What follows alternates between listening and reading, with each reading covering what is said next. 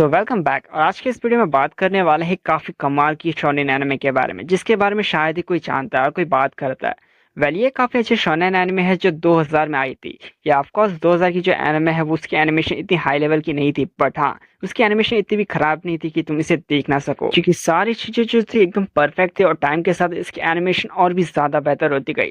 तो ये एनिमे जो है जिसकी बात करने वाला हूँ टोटल 10 ईयर्स तक चला था और इसे 2000 में लॉन्च किया गया था, जिसका नाम है इनुयाशा। और ये मेरा एक फेवरेट शोनेन एनिमे है जिसमें तुम्हें एडवेंचर, फैंटेसी, रोमांस, हिस्टोरिकल, इशिकाई और कह सकते हो ड्रामा भी देखने को मिलता है। इस सारी कैटेगरीज के अंदर ये एनिमे आता है। इस एनिमे में तुम्हें काफी सारे मेन कैरेक्टर्स देखने को मिलेंगे, बट जो मेन लीड है, जो मेन फोकस है, वो है इनुयाशा और कगोमे, एक लड़की जिसका नाम है कगोमे हिगुराशी। जब वो 15 साल की होती है तो उसकी लाइफ पूरी तरह से चेंज हो जाती है, क्योंकि उसके बर्थडे के दिन वो जो है बोन ईटर वेल के पास गई रहती है जो उसके श्राइन में था, और तभी वहाँ डीमन अपीयर होता है और उसे वेल के अंदर खींच लेता है, यानी कि कुएं के अंदर वो चली जाती है। और ऐसा इसीलिए होता है क्योंकि वो डीमन जो है वो श्रीकोन ज्वेल की तरफ अट्रैक्ट हो रहा था, वो उसे लेना चाहता था। और श्रीकोन ज्वेल जो है कगोमे के बॉडी के अंदर छुपा था।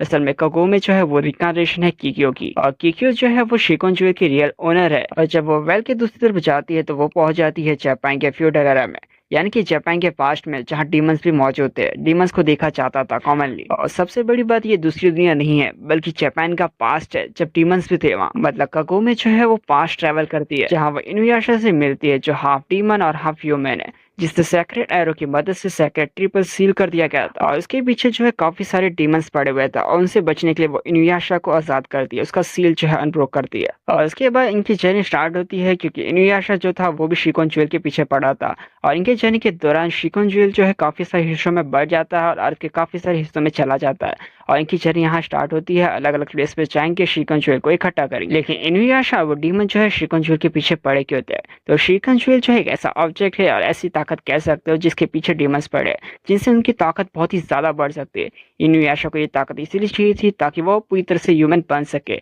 या तो पूरी तरह से डीमन बन सके। और इनुयाशा जो है ह्यूमन बनना इसीलिए चाहता था क्योंकि वो किकियो को पसंद करता था।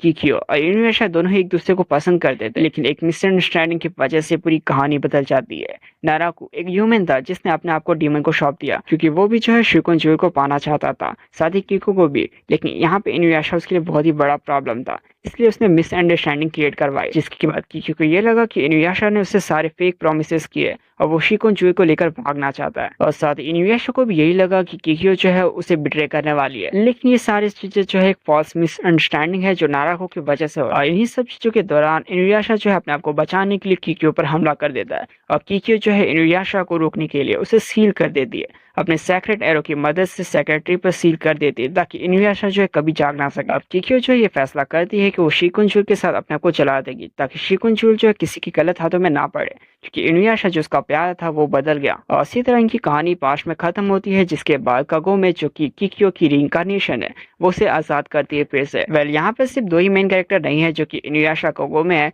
बल्कि यहाँ किकियो, नाराकू, मिरोकू, सांगो, शिप्पो और भी काफी कैरेक्टर्स है जो इनकी जर्नी में एक साथ ट्रैवल करने वाले हैं, और कह सकते हो कि इनकी जर्नी का पार्ट होंगे।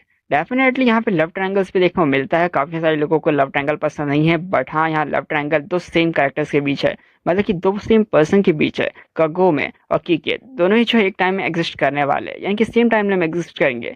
अब किकियो जो है मर चुकी थी, बट किसी रीजन की वजह से उसे फिर से जिंदा किया जाता है, और जिसके बाद फिर से इनुयाशा की फीलिंग के लिए चाह जाती है। अब इनुयाशा को चूज करना है कगोमे किकियो के बीच, बट दोनों ही सेम पर्सन है। और हाँ, इसमें तुम्हें हैप्पी एंडिंग देखने को मिलेगा, सिर्फ एक नहीं, सारे कैरेक्टर्स के।